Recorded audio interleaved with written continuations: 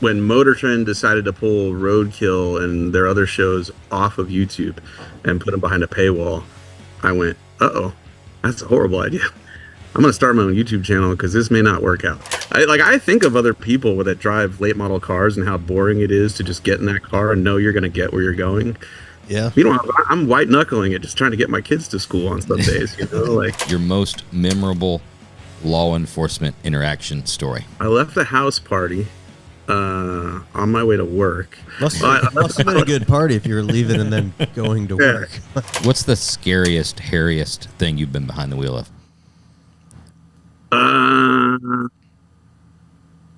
That's a toss-up. We've done a lot of dumb stuff on Roadkill. It was probably Welcome everybody back. Another episode of Oil and Whiskey. This week, none other than Mike Finnegan. Mike, welcome to the show. Thanks for having me, dude. Stoked to be here. Right on, man. We're stoked to have you, man. I forgot to mention, as always, this episode is brought to you by WeatherTech. WeatherTech's roof basket increases vehicle storage capacity, so you never need to pick up and choose which essentials to leave behind. Storing gear on top frees up space inside your vehicle, which means more legroom and a more comfortable road trip. It also means you can take more with one vehicle rather than having to bring two. Who has time or gas money for that? Transforms your vehicle into a true travel rig. Perfect for outdoorsmen, overlanders, off-roaders, and everyday trailblazers. Great for hauling duffel bags, coolers, camping, sports equipment, and more. It has a unique modular design so you can size up or size down, make it wider, longer, etc., depending on your cargo carrying needs or if you want to move it to a larger or smaller vehicle. Roof basket is made from high-strength plastic that's durable and designed for years of use. It won't rust, chip, or corrode like other metal roof carriers. It's 100% made in the USA, so you can be assured of its quality. Go to weathertech.com and check out the roof basket today.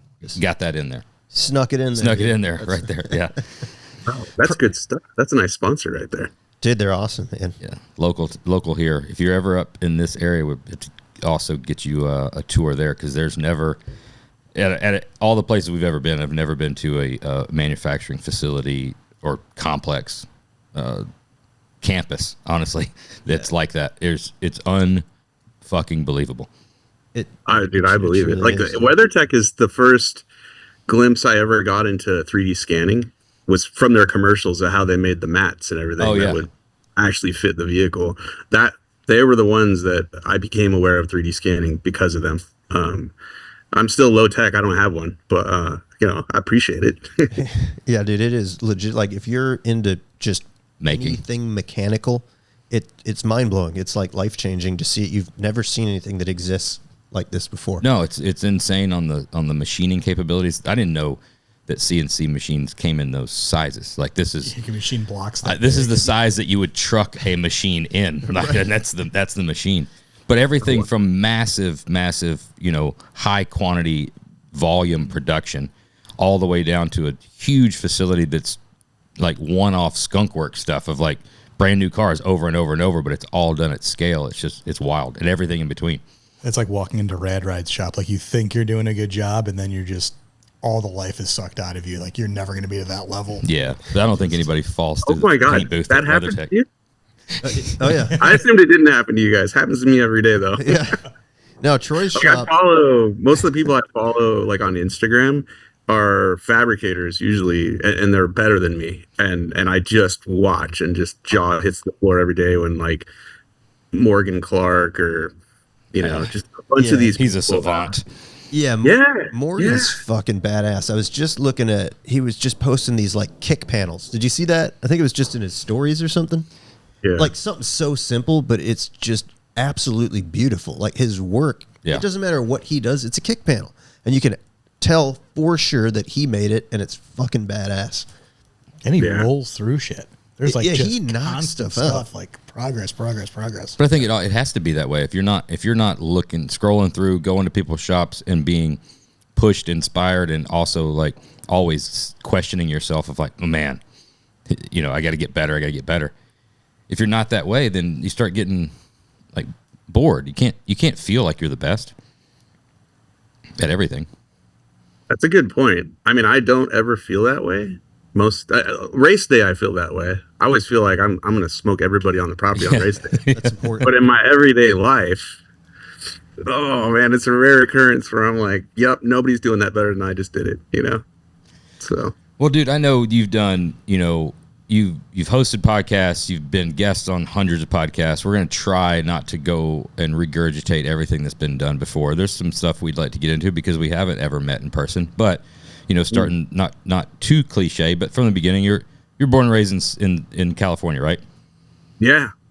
I grew up, all over Southern California because my dad had a job where it seemed like every 2 years we were moving. He worked for a grocery company called Vaughn's. And whenever they'd open a new district or a new store, it seemed like they sent him there. So I moved probably 7 or 8 times before I was even a teenager. Oh. Everywhere from like Clovis, California, which is kind of up there by Bakersfield, all the way down to Oceanside, California, down there by San Diego. So I spent, most of my life there before settling on Georgia, which I love it here. Oh my God. Where are you at in Georgia? I am northwest of Atlanta, probably closer to Chattanooga, that area. Okay. Which means I'm in the woods next to a lake, and it's just beautiful and cheap, and hell yeah, people are nice. It's cool. I love it here.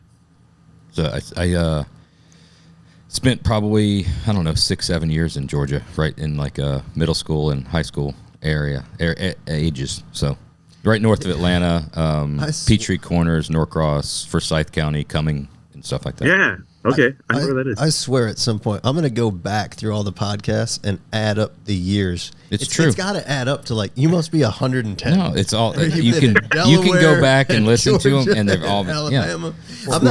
Yeah. I'm not questioning you. I'm just busting your balls. Florida, Dallas, Birmingham, Atlanta, or Florida, Dallas, Delaware, Birmingham, Atlanta, back to Birmingham, now Chicago. I tend to speak in generalizations because my memory is shit, so I'm sure my stories overlap. For sure. So magazine thing, obviously, mini trucking, you talked about at the beginning, from chassis side of things and everything that you did with a bunch of magazines. We had Freiburger on, and it's kind of similar arc on, being in the print media side and then transitioning over. But mini trucking was definitely a little different than, traditional, Carcraft and Hot Rod and stuff like that. I came from the import days way back in the day from, did you? Nopi Nationals and all that stuff way back. And mini trucks and imports definitely crossed over and shared spaces at a lot of places there for a long time. And you had people, transitioning back and forth. But mini trucking days those were fun. We talk about it a lot on the show about hot rod shows and, any of the traditional Good Guys and SEMA and all your stuff that we live in every day, and go to. And nothing is like good old mini truck shows back in the day of, we talk about Greenville, Mississippi all the time. We talk about Heat Wave, and we talk, those were different, different events than what we all as adults now spend our time at. Yeah. Those events were, oh my God, those are memorable. A lot of almost arrested situations at those events, and brown water in Greenville in every hotel. You remember that? Like, you shower, but you felt like you could never get the soap off. Yeah. Because of whatever they had going on in their water there in that town. But that town was epic because they didn't care for probably the first 5 years. You could drag your shit over anything. Road reflectors, gone. Nobody seemed to got arrested. The cops were cool. There weren't any riots. Like, it was a good time, and Heat Wave was really fun. And all the early truck runs that I went to as a kid, the stuff we did, just camping out in the bed of our trucks when it's like 100 degrees out, just trying not to get wrapped up in saran wrap and covered in condiments and fed copious amounts of alcohol because it was your first truck run. Your buddies did that too, huh? It was basically those were my friends. It's a big frat party. It kind of felt that way. I don't think you do any of that anymore. Yeah, the clubs and the hazing and stuff. I remember though early in the first probably 4 or 5 years at Greenville when it was really kicking. I still had a little bit of, I wouldn't say maturity, maybe morals or like conscience. So in the morning time, mid-morning when you're rolling to the show, you're going and you're passing all the hotels, and what was that night is now left over in the next morning, and it's literally like like what you see when a tornado came through. It looks like Katrina came through, and it's just. And I remember looking and I'm like, this can't be like, they can't be happy about this. Like, they're not going to want us back next year. This looks bad. And it's just each hotel after hotel, you know, Waffle House just absolutely wrecked. Yeah, it looked like a parade went through that town. But we were literally partying with the mayor. Yes. Like that he was standing on the corner drinking with us. They were, because this town of Greenville, Mississippi, there was nothing happening. And so they were so excited that anybody showed up to spend money at Captain D's or, you know, Waffle House or whatever. Like, they almost didn't care for the first few years of like what anarchy was happening. And it's hard to blame those kids because like mini truckers, they were the punk rockers of the automotive scene. You know, we took what we needed to figure out how to build things. Nobody liked our builds. Nobody respected them at all. And so we stole from everybody, hot rodders, street rodders, off-road, you know, low riders, everything to build these mini trucks. That ultimately, I mean, until recently, they weren't worth any money. You know, you spent a lot of money building your mini truck and it was worth $3,000 when you were done, you know, maybe. It was wild to see the like late 90s, early 2000s, that transition. You'd go to these shows, and we talked about it with Hills, you know, on the rolling in, and you know, people would show up, you're like, holy shit, look at these guys. So you never had, I mean, there was a few, but as a general statement, you never really had anybody at that point in time that was perfect at everything, right? So you had a guy that was great at, say, suspension setup and bags, right? You might have a great body guy and paint guy. You might have a guy that's great at fabrication, you know. So you go to a show and you'd have a bare metal truck, right? Because he's a fab guy. Sure. And you got awesome sheet metal stuff. And it's starting to emerge where it wasn't just, you know, thrown together B2200s, you know, and some subs and stuff. So now you're actually doing things. You're engineering and doing some stuff that never's been done before. And then you see one that's just painted slick and stuff. So you started having these crafts, you know, start to emerge out of these shops, and you're like, oh, what was it? Was it chassis by Aaron? Was it Aaron? Aaron Eha. Yeah. Oh man, the stuff you'd see of, you know, tubing and geometry. Like the spiky too, where you're blending two radiuses and making a fucking spike. Well, it was some spike stuff, but it was also like it was done His well. stuff was engineered. Yeah, it was. Okay. It was built to work as well. Yeah. But to your point, like his stuff, he would have the baddest chassis ever. Rarely did those trucks ever get finished. Yeah. And thank God for truck clubs, because, you know, none of us could do any of this, all of it. And so, you know, you had to join a club to get anything real progress done to your stuff, because like you said, one guy would know car stereos. One guy, you know, when I joined a truck club, I'll never forget, my truck was stock. And they were just so happy to have another member that I was installing car stereos at Circuit City at the time. And I got in the club. 3 members showed up like 2 days later and took my truck, and it disappeared for 2 days. I don't even know where it went. But when it came back, the torsion bars were cranked down. They had 4-inch blocks in the back. They pulled all the leaf springs except one. And all of a sudden, I had a truck that looked so cool, but also wanted to kill me when I drove it home. You know, like the alignment was jacked. It was sitting on the bump stops. Was it hard body? No, it was a 94 Toyota. That they cranked the torsions all the way down on the stock shocks that were completely bottomed out. And it looked so cool, but it wanted to change lanes every time it hit a bump in the road, you know?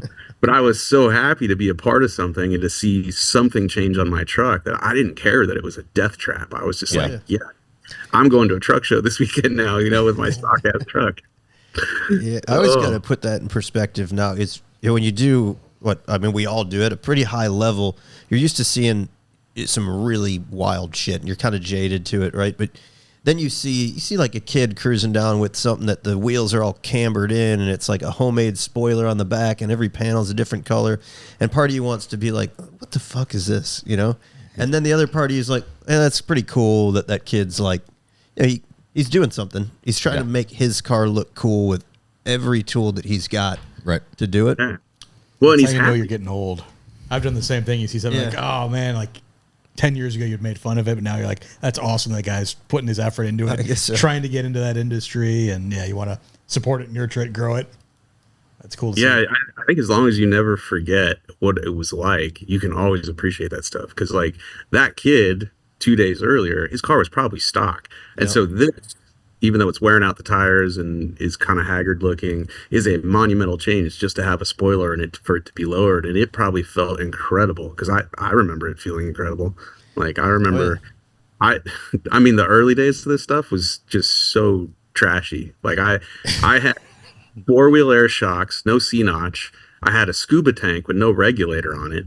And it wasn't uncommon for, my girlfriend when we were cruising to hook the Schrader valve up, open the scuba tank, and not close it quick enough and blow up my air shocks, which sounds like a shotgun going off when it happens, like, and then, then I'd show up at 4-wheel parts the next day and try to exchange everything and get 4 new ones. And, I don't know what happened. These things just blew out. Yeah. The scuba shops got tired of refilling my CO2 tanks because they figured I wasn't scuba diving. So then I moved on to like bicycle air compressors, the little 12-volt cigarette lighter one. And those things were so lame that if I aired the truck out, which would take a couple of blocks because it was Schrader valves, I then had to pre-plan how long it would take to air it back up. And in Huntington Beach, the cops, they did not like cruising. And so my girlfriend would take 2 pencils and put them in the Schrader valves front and back and start lowering the truck like 3 blocks before I wanted to drag it in front of the cool people.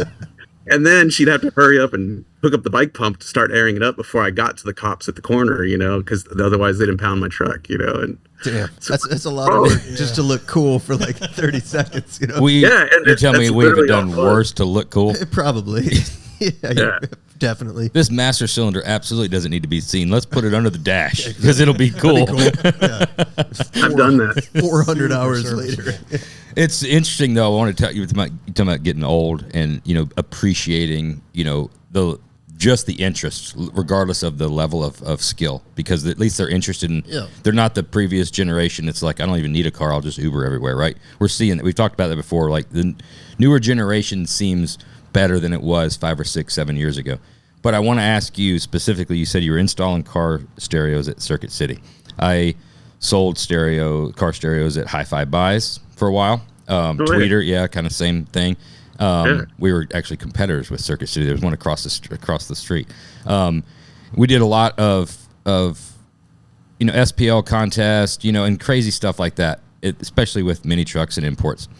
That's one thing today that if I'm sitting at a red light and somebody pulls up, and they're blowing the trunk off, that's something that I cannot be like, you know what, I appreciate that. I remember doing that. It's like, fucking stop that shit. I don't know why I've gotten so old. I can't handle that level of noise anymore. And I had every single car I had for the, first probably 5 or 6 vehicles, even at Merritt, always had a system. I mean, I had, a Suburban Vegas Strokers in the back of a Suburban. I remember like everything. And it was all about bass. But now I hear that and I'm like, Can't you just turn your miracle ears down a little bit and then back up once you get through the intersection? Now it puts it in perspective that when you think about back then, you were probably high as fuck. You had your weed in the film container, right? Stuffed in the center console. And you're sitting at the stoplight doing that and wondering why you just got pulled over and now you're freaking out. Oh, shit, dude, hide it, man, hide it. You're like, now I'm at the light and I see that guy and I'm like, what a fucking moron, dude. Like, you probably, I know you don't have insurance. You're getting pulled over any minute. The thing's straight piped. It's laying on the ground. It's expired and you're holding. The trunk is about to blow off the thing from the damn subs. But do you let that pass? How does coming from stereo? Do you you still got it? So I could never afford a good system, even when I was installing them. And so now when I hear one, I get so excited because I'm like, oh, I never had that. I wanted that, And over the years, I've had maybe 1 or 2 vehicles with stereos in them. Like I never get to that point with most of these things. Like I mostly build them for like a specific purpose. Like I want to go race this thing or do this drag and drive, and they don't usually end up getting painted and or stereos. And so now when I see one, I'm like, oh man, I really want subs in something. I really want to just cruise around with bass again because I don't know. I'm still 14 inside. I don't think I ever grew up really. And I don't know, depending on where you live, that guy, even if he's holding, it's probably illegal. Yeah, so, right. Yeah. If it's in Illinois, I'm forever, I guess, just ruined by it. When I was a kid, somebody here, I had an older brother, right? It's fucking badass. Who got two bit. What were they? Rockford Fosgate punches. Yep, that was a garage sale. Find. Yeah, scored them at a garage sale in a box, and the box was about a 1/4 inch, maybe 3/8 taller than the trunk opening. What trunk? It was a 70 Challenger, and so Phil modified the trunk by just closing it hard repeatedly to self-clearance until it got itself a little bow, which gets rid of the vibration because it's under tight. pressure. Yeah. But I was always like a kid. At that time I was like One of the songs you were listening to, probably. I was 13 or 14, Under pressure. and I'd be always pissed off in the morning. Just wake up in a bad mood and sitting in the car, and that shit just blasting fucking what were you? Bone. Yeah, Bone Thugs. Oh, first of the month, yeah. Well, Thomas, you just got to decide to wake up in a good mood, and then everything from there is great. I guess, yeah. Good advice. Choose joy instead of choosing violence. That's good. Yes. That's just the way I woke up, man, back then. Talking about projects and stuff. You have right now a shit ton of projects going on, and you've always been involved, especially through Roadkill and stuff like that. So many projects at one time. We talked with Freiburger about this too. Do you have a master list in your head that you're checking off and adding to, or is it literally like squirrel? Like, oh, that'd be fun. Well, first off, it's his fault. To be clear, Freiburger's fault. It's his fault. I have so many projects that, in most people's eyes are probably unfinished. And yeah, like I have at any given moment, there's 3 things in this basement under my house that I'm working on simultaneously, and the progress is dictated by what event am I trying to get to, and what kind of fun am I trying to have, and do I have the parts or not, and that's it. And I have one guy that works with me, my friend Joe, and that poor bastard, he's used to me going, yeah, I know yesterday you thought we were doing this today, but I have new information, so we're not doing this. Move all the cars out of the garage, bring this here, move that there, we're doing this, and it changes constantly. It changes based on what did I see on Bring a Trailer the night before. It's a dangerous website. I shouldn't have been there. It changes on, what broke last week. Like I was in North Carolina yesterday to pick up a motor for that car right there, my Bel Air. Ended up not coming home with the motor, so then that completely changed what I was doing today, which throws off the entire schedule because we have to put up a YouTube video this Sunday because I'm a YouTuber, and so it's a moving target every day, and I wish I was better at it or more efficient. What do you do in that situation if you got to get content out, motor's not there? Yep. So what comes next? I mean, that's a prime recipe for TV: forced drama and running around, and we're gonna lose the shot. Motor builder and get the motor done. Yeah. I've said it for years. You don't have to script any of this. Just buy old cars; they all break. Every single. You're not getting anywhere on time. I think of other people that drive late model cars and how boring it is to just get in that car and know you're going to get where you're going. Yeah. I'm white knuckling it, just trying to get my kids to school on some days, they'll never know. Do you just play with the amount of gas you have in it? It gives you that same rush. You try to see how far to zero you can get. Phil's a weirdo, and he's like a sado masochist, where it's like, I guarantee you that's a suggestion, but it's always at the most inopportune time. He loves to send a text of like, I've been going for 30 miles. It said 0 for the last 30 miles. I'm going to come back. I'm going to come back to work in the morning. But he'll pick us up like to go to the airport. Airport's like, it's 35-minute drive. It's probably 25 miles. He'll pick me up first, generally on the run. Right? He'll 10 minutes late. He'll pick me up 10 minutes late, and then we got to still go pick up Jeremy, right? And then we got to go. Well, he'll pick me up, and it says, like 12 miles to empty. I'm like, we still got to go pick up Jeremy, and I know we got a 20-something mile thing. Like, dude, we're 20 minutes late to the airport. Like, this is the worst. Oh, don't worry, I think we'll be fine. I'm like, dude. How many flights have we missed? Oh, none, but it's still, yeah. So does that make you the most chill guy ever, Phil? Like, you're not worried about any of this, or you just want to see what happens? Like, are you the guy that throws the firecracker in the shop and walks out to see what happens? No, I think a lot of it is it's inefficient to stop until you need to. So it's an extra stop. It's laziness. It's that too. We may wait long enough, someone else will fill it. We maybe have never missed a plane. How many times have you ran out of gas? Not recently, but it's probably been 5-ish. 5-ish. 2 of them, I ran out of gas pulling into the shop, popped that in neutral, and just coasted right into a parking spot. It counts. Another one, I ran out of gas pulling into the gas station, and then another one, I ran out of gas in the turning lane at the gas station. That's all. So 3 out of 5 were within seconds. Yeah. Yeah, if you want to figure out a way to make a late model car not dependable, that's it, right? Yeah. It's going to work mechanically. It's going to be good, but you can run it out of gas. Up out of the tank. Recently with Freiburger, we discovered a strategy that works really well, and it was we were road tripping my Datsun 240Z cross country. It's a really shitty 71, and it doesn't have a gas gauge and only has a 10-gallon fuel cell, so range is limited and it's turbo. That's and the so Rotson or something like that, right? Rotson, yeah. And so we're driving along, and all of a sudden the fuel pressure gauge goes down to 5, 4, 3, and we discovered that when it hits 1, you can only go about 7 miles, unless, and you're on flat ground, you speed up, shut it off, and then You coast it. turn it back on, speed up, shut it off. I discovered you can go like 12 if you do that. And so old NASCAR move. that's the difference between pushing that car into the gas station or, Yeah, not. I do a lot of popping it in neutral on downhills. Yeah. That extends your range quite You could a bit. also stop and fill it up when it gets to a quarter tank. It's so much easier. It's Well, inefficient. sometimes you don't know. Not Phil. You know. Yeah, he knows. You might not know. Talking about YouTube. So just recently you've launched your own YouTube, right? This is pretty recent. No. 2016, I think. For your own? Kind of recent. Like, Oh yeah. Oh, I didn't know that. When Motor Trend decided to pull Roadkill and their other shows off of YouTube and put them behind a paywall, I went, uh-oh, that's a horrible idea.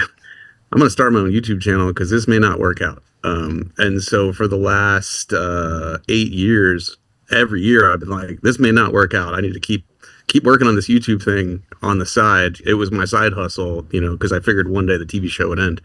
And so it did. It just took 8 more years than I thought it would. So I've been on YouTube since 2016, but I've been full-time at it since December last year. Okay, it's full time. Yeah. There's a portion there. Yeah. Blasphemy, the new motor. What's different on the new motor? Faster? No, it doesn't have any broken rods in it. That's the big thing. That's my big change. so by default, faster. Yeah, that one, it's basically the same combo. It's a Keith Black block and stage 5 heads by Eric Hansen, who's no longer with us. And then it's got really good parts inside, and it's been a pretty good motor the last couple of years. I just kind of forgot it had aluminum rods in it at one point that got put in there when we were rushing a rebuild, and the steel ones I had didn't work with the new pistons. We threw aluminum ones in there, and then I forgot and proceeded to put 2,000 miles and about 140 passes on them. And in May at the last event I was at, we won the event, but we kicked the rods out of the thing. So I think I get the motor back on Friday, which is good because I'll have 3 weeks to put it together and test before drag week. So What's fastest that car's gone? Quickest it's ever gone is a 852 in the quarter at 161. I think we can do better this year. We'll see. That's moving. That's moving. Dude, we were talking about how we haven't really met, but we kind of sort of did in passing at one point, and it was because of that car. We built years ago. We built a '56 gasser. It was a cool car, fast car, but maybe we were like pretty proud of it. We're walking in somewhere at Vegas. We were going to dinner, and you're sitting over there, and it's me, Josh, and a couple other guys, and I'm like, hey, Josh, go see if he wants to fucking run that thing. I'm like, that's Finnegan over there. I'm like, go see if he wants to run that fucker against it. And like thinking I'm like badass, right? And you did it. Did I say something? Yeah, and you accepted the challenge. I'm like, oh shit. Well, that's pretty. Oh my god, that's how I know. Okay, Yeah, that's like, that's how I know your face is from that night. Yeah, Okay. that's a pretty fast car. I'm like, It was pretty random, and we were probably all drinking at that point too. Yeah, everybody was drunk. It sounded like a good idea, and we were like I said, we were pretty proud of the car at the time. I'm glad we never actually lined them up. Well, no, back then it probably would have been better. It would have been a better race because that was. Dude, it had to have been 26 2017. No, 19. 19. 2019. 19, yeah. Oh no, you could have been screwed. Okay. Yeah, yeah, that car never. 2017. That was a slow car, like because that car was never going to be a race car. That was I was a huge fan of the movie Two Lane Blacktop, of course, and I wanted to drive cross country like James Taylor and Dennis Wilson and just street race and drink and just whatever. And so this was kind of an homage to that car in the beginning. And then as a reporter for Hot Rod, I went to Hot Rod Drag Week one year and just followed a bunch of just legends around and saw what they were doing. And I was like, that is the greatest thing ever. I don't care about regular track racing anymore. I want to go do this. These guys are MacGyvering their way across the country, fixing their stuff on the side of the road and then going really fast. So I lost my mind. I just started working on this, feverishly every day to make it faster and competitive. And it's just tortured me ever since because I just can't seem to go faster and faster without breaking everything that's in that car. And to be honest with you guys, this may be the last time I take this thing to Drag Week. Like if we win, I think that'll be it for me.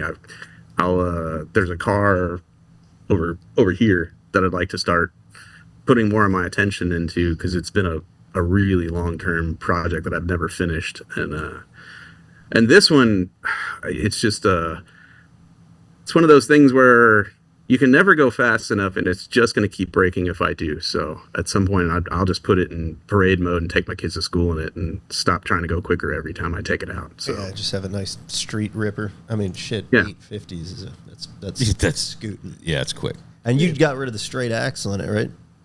I did. I had a little mishap with it at a drag strip in where were we, Ohio, I think maybe. I had finished a pass, pulled the parachute, and you turn off the end of the drag strip onto the return road, and normally you pull off to the side and you stop and you get out, you pick up your parachute. And at this one drag strip, when you turn the corner, there was nowhere to really pull off. It was just grass on each side of this narrow road. So I pulled to the left. The guy I was racing pulled to the right. We got out. We were bullshitting, grabbing our parachutes. And I got back in the car and I just let the clutch out and just bang, hit something. And I only moved like 2 feet. So I had stopped like perfectly behind what kind of ended up looking like a well. And it was a pipe in the grass that was about like 3 feet around. And it was in the grass, maybe that far out. And I hit it. I just let the clutch out. And when the front axle hit it, it pulled this pipe like 4 inches up out of the ground and tacoed the entire front end of the car. Yeah. Like, holy shit. The axle, it bent the leaf springs. Like it trashed everything. And I really don't like doing things twice. I'm like, what can I learn from this? And the rules, the way they're written, because gassers used to run A-arms in the 60s, they would run stock A-arm front suspensions on these cars. I said, well, it doesn't say I can't run A-arms. So we converted the whole front end, and the car drives so much better now. Oh my God. Like you can just let your hands off of it at 80 miles an hour and it's not wandering. And when you hit a bump, there's no bump steer really. It's so much better. But meanwhile, a whole bunch of people are pissed off that I took the straight axle off. Yeah, I've always been a gasser guy since I was a kid. I fucking loved gassers, and I've been a 2-lane blacktop fanatic. So that car, it just speaks to me. But I know that being a chassis builder by trade, I know they suck to drive. So when we did that 56, we engineered a really cool IFS and tried to make it look as much like a dropped axle as you could. And it kind of gets it done, and it drove great. But then my stupid ass, I still have the desire, so I go out and buy this original 56 gasser from the 60s. It's a Survivor car. I mean, you may have seen it somewhere. It says Panama Red on the side of it. So I bought that car thinking, I need a gasser, and this is going to scratch that itch. Ooh. I drove it, I'd say, less than an eighth mile. Just around, I did one circle. Parking lot. Yeah, out of the parking lot, around the back of the shop, and that's the only time I've ever driven it. I've had it for probably 6 years now. So I have a question for you. Now you've told all that to me. First off, I'm really excited for you because that car is cool. And if you notice in 2-lane blacktop that Richard Ruth did something interesting is the front end of that car doesn't have leaf springs. It's a 4-bar with a coil over. Yep. And like there's so many people pissed off that there's A-arms on this car that I thought, all right, maybe one day I'll go back to a straight axle, but I'll try it the way he did it with a 4-bar front end. Yep. Because one of the problems I had with this thing was I had messed with the steering enough where the links were parallel to the axle. Like it didn't have a lot of bump steer, but it had no travel. Sure. And I thought if I did a 4-bar with the right length coilover, maybe I could have some travel and actually make the thing work. It'll still suck at 160, but it'll whole shot better, I think. Yeah. So maybe if you did that to the front end of your car, you might want to drive it more. Yeah, I just need to like find the time and the like energy to do it. But well, that's the other thing. Like, if you have that car, but you have access to Roadster Shop chassis cars, like, why would you drive that car? You know? Yeah, there's always something with me that just chases that like raw, like nostalgia. I'm like a hot rodder at heart, so I love like having something that can't be replicated. You can't duplicate the history. We need to somehow one way or the other. The stars will align. We'll own the green 56 again because. The green 56 has got a lot of history. The reason why that thing even got built that was George Poteet's car. So it was George's car. Yeah. So we had built George's a couple of cars, and we were on a road tour one of the years, and just bullshitting with George like you do, and talking about cars, and he's got other stuff in his head, and he says something. He's said he's always wanted a gasser, right? He'd always wanted a 56 Chevy gasser. He's got a 56 Chevy down there, 150, yep. And it'd be great. He said, but the thing about those things, you can't do anything with them because you can't drive them, right? Well, then, of course, I know. And that's just what it was. He's like, I really want one, but if I can't drive it and you can't enjoy it, it's going to be useless, to me. Right. So then Jeremy got the wild hair. He's like, oh, we can make it drive. Absolutely. You can drive it on next year's tour. So then he's like, of course, George is like, all right, we'll do it. So he came up, him and Mike engineered the whole front end so it still all looked cool and stuff. So we thrashed on this car, and the tour started Salt Lake City, right? Yeah, tour started in Salt Lake City and then headed back east, and so we didn't bring the car. We went to the Salt Lake, the first stop. We went to Kindig's and brought his Mustang and something, and told him we just couldn't get it done, and how he was always like, oh, not a problem, don't rush it. But I could see like the disappointment, right? And but he also was kind of like, yeah, I knew you wouldn't get it done. We had it planned the very next stop. The car was going to be there waiting, right? So the car is there. We get to the next stop, and he's hanging out. Well, then we pull it around the back into the front, right? So you couldn't buy the guy anything that he didn't already have, right? He didn't care about a lot of things. So just see the surprise, because he's never really been surprised, and it's rare. See the surprise, the smile on his face, cool. And then he just hopped in it. And then we drove it all the way back across country on the tour. So drove it the whole way, and so that was a really cool thing. And then he would just always send videos of doing nothing but getting the grandkids out at the farm and just like burnouts after burnouts after burnouts after burnouts. He said just get in it and whole shot it. Now it's gone to another customer, but one day that car, if it makes its rounds, that's got lots of stories around it, and it was fun.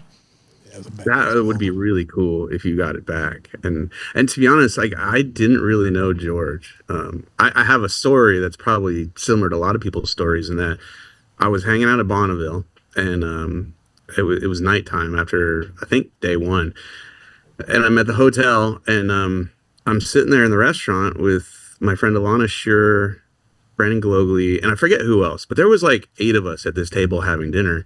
And George walked by, and I knew who he was. I just didn't know him. And he talked to us because he knew Alana real well. He talked to us for, I don't know, probably about 4 or 5 minutes, and then left. And when it was time for us to leave, we had no bill for dinner because George paid it. And George only knew one person at that table. He paid everybody's bill just out of the kindness of his heart. And I've never forgotten about that. And then I was actually thinking of him the last couple of days because of the thing that happened. Chris. Yeah. Yeah, and so I wish I had gotten to spend more time with him, not so he'd buy me dinner, but just because I thought from a distance he was such an interesting guy. Like, here's a guy who, quote unquote, probably has everything, the world at his fingertips, and is getting in this coffin on wheels to go 500 miles an hour, and I wanted to meet him and just find out what motivated him, A hell of a guy, man. I've never met somebody that could say so much in so little few words. He would give you like life advice in a single sentence, inside of like 10 words that would just like be like a novel's worth of information. Yeah, and holy fuck, dude. And it just stays with you forever. It was one of those things that seemed the saying or the statement, whatever, would seem so simple and even, not backwoods, but it's country. I got it because I'm country, right? So you said it and you think, you're like, oh yeah, I've heard something similar to that. And then it kind of registers and you're like, oh wait, oh shit, now I understand. Hell, damn, that's good. Yeah. Like, simple like truths. there's no such thing as a free lap dance. I could feel like he would in his earlier years, maybe. So the Caddy behind you, that's the next. You said it's been a long term. I've seen that on social media and stuff. That's a big car to want to go fast. Yeah. It's a 61 Coupe de Ville, heavy car.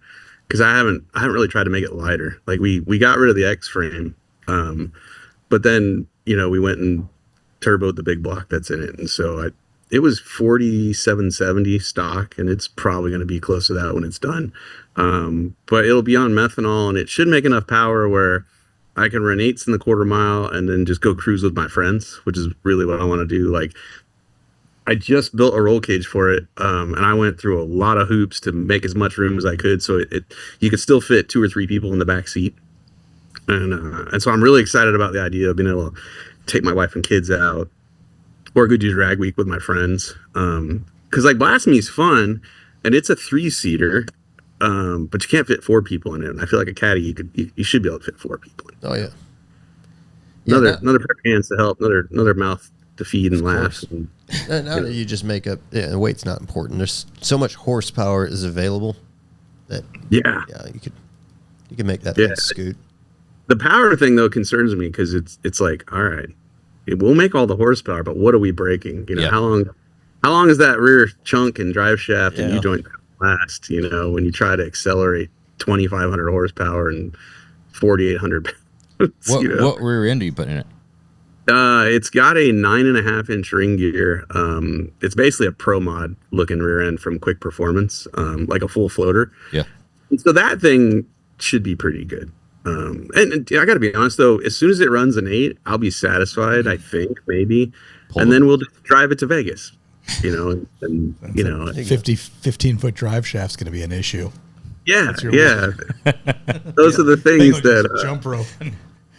As a novice, those are the things that I'm like, all right, I learned everything the hard way anyway, so we'll learn about that. Like I moved the motor back, but it's still a really long car, So what size tire? It's got a 32-inch by 16-inch rating on the back. Big tire. Yeah. Trans 4L80?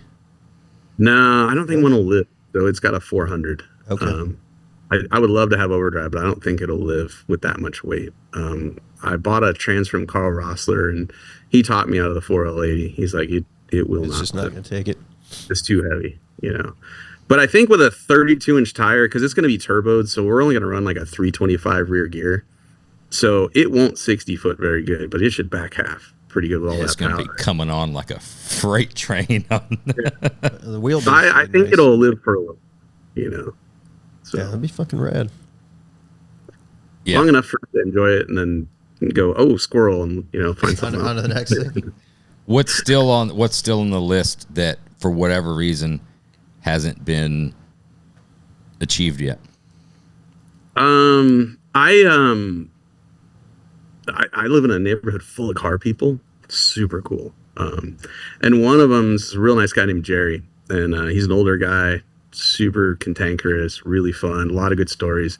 And he knew I wanted a C2 Corvette, and he went out and bought one. He bought like one of the coolest drag and drive C2 Corvettes I've ever seen. 63 split window, small tire car with a 650 cage in it, twin turbo LS. It ran bottom sevens. This thing was cool.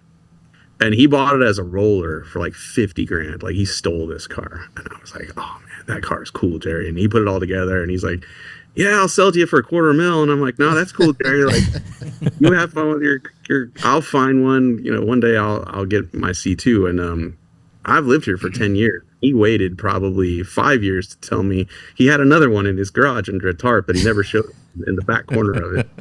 And under that tarp was a split window 63 Vet sitting on a wood cart with no frame. but the interior was complete. And it had the wrong nose on it. It's got like a 67 nose on it.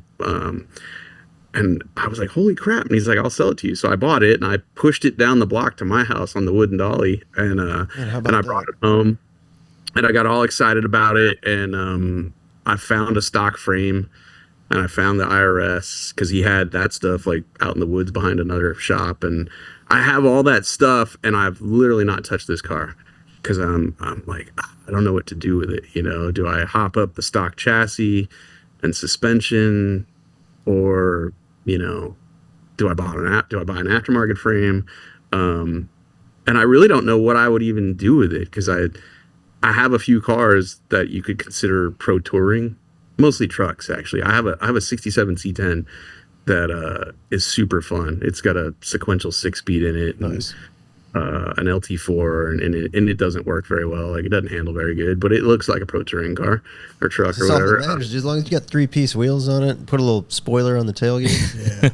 It looks like it should do. It looked like it should do the thing. But the truth is, my friends and I built the chassis like 15 years ago, and we used a Ford Expedition IRS, and we TIG welded, dimple dyed off-road sheet metal looking bulkheads to hold the IRS in front and back, and it's all caged and it looks cool, but man, it does not work, man. It bounces around corners. Like, the shock valving's all wrong, but it's on hydro shocks and you can't just turn knob things.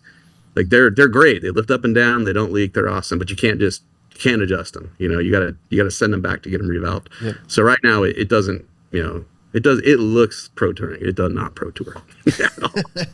So anyway, I have that, and long term, I'd like to make that thing function. So I'm like, well, if that's the go around corners car, what does this Corvette do other than, you know, look cool? So I don't really know what to do with that. So I haven't touched it. It's just sitting. That's a good date night car. That's a good you and the wife date night car. Make it handle pretty damn good. Make it kind of quick and make it look good. And just, I mean, a split window Vet is. I love them. I mean, it's one of the sexiest cars out there. We've done them in quite a few different configurations, but man, those cars, like, to me, that car a little bit stripped down with some Trans Am influence, you know, some vintage road race influences. Nobody wants to do it with a 63 because it's too desirable of a car. But it's the way to do it. We pitch it. We've got like a series of render. I think we've got 3 different renderings that are all like shaved, like took the bumpers off it, did like a steel wheel on it, bubble number on the door. Yeah, and nobody bites on it. But that's the way that car should look.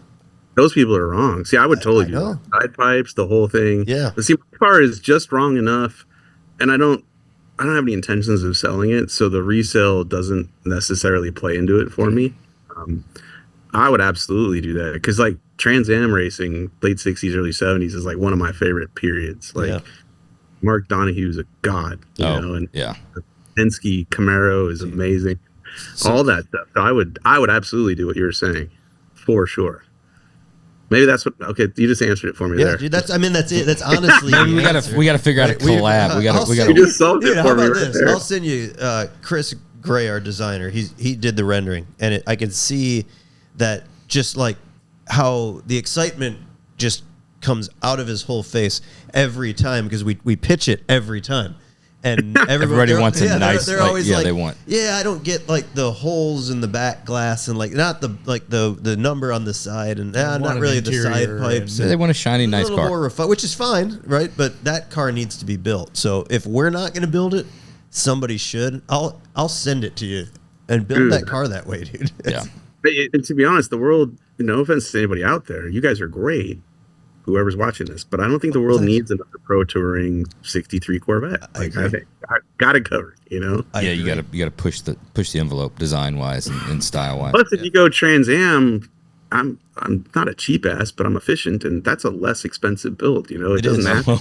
You didn't make it because you could put a toggle switch, just a chrome toggle switch in place of a $4,000 billet one-off machine part, and the toggle switch with the little, warning light is cooler. Yeah, it's cooler. It's cooler.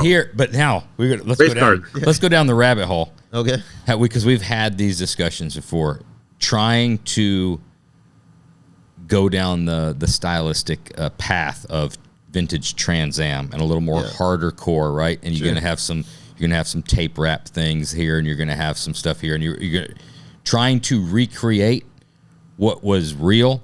I mean, we've been to, Bruce Meyer's collection. We've been to Canepa. We've been to, all these places and seen legit, Holman Moody car that, it ran off the racetrack and now he has it. It hasn't been touched. You look at that stuff, it's almost harder, arguably harder to try and recreate badass racing cool than it is a machined billet thing and a new finish and Pro Tour. Because you can't fake that shit. That makes sense. You got to have the right customer, because racing for me is cooler than perfection, and race cars are never perfect. No. And for me, like, I will go get, from Home Depot, the machinery gray spray can and do the whole floor of that thing, Yeah. And it will, like, my C10, there's some nice parts on it, but it's not, it's not a roadster shop build, right? And the entire engine compartment is machinery gray spray painted, and I love it because when it leaks, I don't care. Right. Just touch it right up, And so I think you got to have the right customer, I think, to appreciate what you're talking about, because what you're talking about building would be way expensive to make it period correct, looking perfect and better. Like that, I could see that being way more time consuming than just getting, pushing a button and seeing something out of billet, for sure. Yeah, you just need to put it in a trailer and like bring it places and let people touch it. Fix the dash like in the Home Depot parking lot. Oh yeah, it's all about brushed aluminum pop rivets. That's all you need. Yeah, but those you have to have a little dirt on the tape or dirt on the leather or dirt. There's going to be some. Right. The problem with those cars, I've always said that they're all cool because they're iconic. They're not iconic because they're cool. Like, it's not that they were styled so well. They did awesome things, and so we look back at it and think it's. But from a design standpoint, you look like the flares really and truly look like shit. You would never start a new car build and be like, we should square this thing off and then just make it look like a water wing. Oh, aluminum mirror delete. Like bent over aluminum mirror delete. You would never be able to do what they did, but when you look at it in a picture, like, oh, that's fucking badass. But you couldn't. I know. Shittily recreate that. Well, and our nostalgic memories are always a little warped, I lived through this recently. I bought back the second drag boat I ever built, and I won a championship in this boat, and I sold it to a friend, and probably like 8 years later, he was like, I'm going to sell it. I was like, all right, I want it back. And I bought it, and I made a deal for him to meet me in Parker, Arizona at the track, and I was going to race the boat and then tow it home. And as soon as I got behind the wheel, I was like, I remember why I sold this boat. This is an ill-handling hunk of crap. But in my mind, I was like, oh, that boat is so cool. It looks so cool. I need that boat back. And so, by the time I got home, I was like, yep, I'm pulling the motor out of this thing and selling it, And so I feel like nostalgia for all those things, like you said, like the Penske Camaro, a lot of those cars are cool now, but at the time, they were just using whatever they had and the time they had to do it, Right. And like you said, you wouldn't flare fenders like that anymore. No, you never would. But the you gotta give in. Just do it. You're talking about drag boats. How long have you been doing that? I've been doing that since 2001, since I met a cat named Steve Brule. And you're still here to talk about it. That's amazing. Yeah. Well, I won't drive anyone else's drag boat. I only drive it if, like, I wired it, I plumbed it, I built the motor, whatever. I'll drive that, but I won't get anybody else's stuff because there's too many things that could go wrong. Like, the problem with drag boats is there's no clutch pedal, there's no brakes. If a wire comes loose and the motor shuts off, you're going swimming, and water hurts at 130 or 40. So you're a 16th inch off the water with the thickness of those boats. Like, they're dumb, but dude, flip side of that is I met my wife in my drag boat, like I scooped her off the shores of the Colorado River in Laughlin because I had a cool boat, and a lot of good things in my life have happened because I had a boat with a big block in it, That's badass. Dude, as a kid, my favorite thing was the late night and they walked away videos. Oh yeah. Infomercial, and it was all drag boats. And it's dudes just, I don't know what makes the driver get pushed out of the front over the bow. Like they're like ripping, and all of a sudden the dude just starts like doing somersaults over the bow and then skates across the water, and then the boat, hooks off somewhere. But you don't sling him out. Yeah, well, the motor shuts off. Like 9 times out of 10, if the motor shuts off, and they're just the boat comes down, the water grabs the bottom of the boat, and it stops it fast. And because of the shape of the bottom of the boat, it's going to go right or left. It's usually not going to go straight. And when it does that, your death grip ain't keeping you in that boat. And there's no seatbelts because you don't want to go down with the ship. So that's why those dudes end up over the bow. That never translates in the video. In the video, you don't see it slowing down. You just see the guy all of a sudden just sling like somersault over the bow of the boat, and he's gone. So there's always cool music, never the motor. Right? Yeah, you don't hear the motor shut off. It's just and they walked away for. Well, but you said 2001 because you met a buddy. I want to know more because that's quite the leap of meeting somebody to holy shit. Now I'm drag boat racing.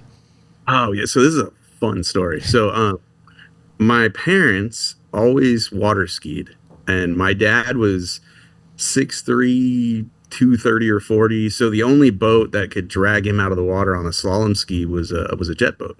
So I grew up in a 18-foot long jet boat with a 455 volts in it, and I just thought it was normal to sit in the seat and be able to touch the motor. Like it's just always been a part. I was 5 years old, and my dad would make me hold the choke on the carburetor while he fired the motor up, and then we'd go out to Lake Havasu and go water skiing. And so I thought that was normal. But my dad never raced. Like he never modified cars. That jet boat, when I inherited it like 30 years later, had the stock spark plug wires on it. Like wow. He's a maintenance guy, So in 2001, I was working at Mini Truckin' Magazine. I had an assignment that took me out to Miraloma, California, and I was going to a dyno shop called West Tech Performance, and big dyno shop in California. A lot of media companies use them, a lot of magazines, and so I had an assignment that took me out there. And when I walked through the door of the shop, I see this drag boat sitting in there amongst all these engines and 2 dyno cells and all this, and I was like, that is the coolest thing I've ever seen. And the guy running the place, Steve Brule, says, that's my drag boat. I'm going racing in 2 weeks. Do you want to go with me? And I'm like, absolutely. And so I went with him, and it was just needle in the arm. I was like, I immediately put my boat up for sale because it was too slow. And he kind of gave me some pointers, like, you don't want to race that boat. You need, this kind of boat. And so I immediately had, put it up for sale. And I forgot about that part of the story. I had just restored this. This is my dad's boat, right? I had restored it. And I had called my dad and said, hey, Dad, I want to come visit you. So I towed it out to Arkansas because that's where they lived at the time. And I showed him his restored boat and took him water skiing. And at the end of the trip, I tossed him the keys. And I was like, hey, this is your boat. I want to leave it here with you. And he said no. He's like, no, you hold on to it. You go. I want you to use it. I don't have time. And I was like, okay. So I go back home, meet this other guy, go drag boat racing with him, immediately throw the boat up for sale. And like a week after it sells, my dad calls me and he's like, I'm an idiot. I changed my mind. I'll come out and get it from you. And I'm like, no. Yeah. So that was that offer had a shelf life. Oh man, I was like, oh my God, I felt so bad. And I couldn't get the boat back, so I went and found him another one that was similar but not quite the same, and he was okay. Maybe not 100% okay, but enough. He did say, he's like, I shouldn't have said no. It was my fault. And I was like, I feel bad, but it was definitely your fault, Dad. That's funny. So long story short, that's how I got into drag boat racing, and I've just kind of been addicted to it ever since because it's so fun. Like there's no windshield, there's no seatbelt. I test at my local lake, which is right around the corner from my house, and there's no cops, there's no speed limit. If you want to turn right, you turn right. And it's the only vehicle I own that I can just put a stupid big motor into and go hammer down with, not going to jail, basically, Like I love horsepower, I love tuning motors, I love building stuff. But most cars, I can't go put 1,500 horsepower into most cars and actually use it. Yeah, right. Jet boat, you can absolutely use it. And so that's really what I enjoy about it. Is there any other jet boats around you in that area? No, it sucks. I I moved to a place where it's paradise. I love it. But every June, my family, we drive back to California to go on family vacation to the Colorado River to go drive one of these jet boats. And, and because that's where all the hot rod boats are at. Yeah. But like once you get west of Texas, there's really not a lot going on except for pockets of Oklahoma. I think there's one jet boat on my entire lake. I've met the dude once in like 8 years. Georgia and Alabama, that's Allison hulls and a big Mercury. And I mean, they're fast boats, but that's a fast bass boat that's humming. Yeah, it's a lot of pontoon boats and wakeboard boats, and they're all great. It's just a different vibe. I've never been on it. Well, go ahead. All right. I've never been on a jet. I'm a boat guy. Me and Phil are both boat guys, like go fast boat guys. But I've never been in a jet boat or a drag boat. To your point, in the Midwest, dude, it just straight doesn't exist. I mean, there's a little small culture where we've got one little chain of lakes, Blarney Island. Yeah, and they do some drag boat racing. I want to go to Blarney Island. Have you guys gone? I've been out there. Like 10 minutes from our shop. It's but every Thursday night they have races. Yeah. Oh, yeah. You know it. Oh, the videos are legendary. Yeah. Okay. I've gone. Hot Rod Drag Week went past it on a Thursday night, and I stopped and just watched from the shore a little bit.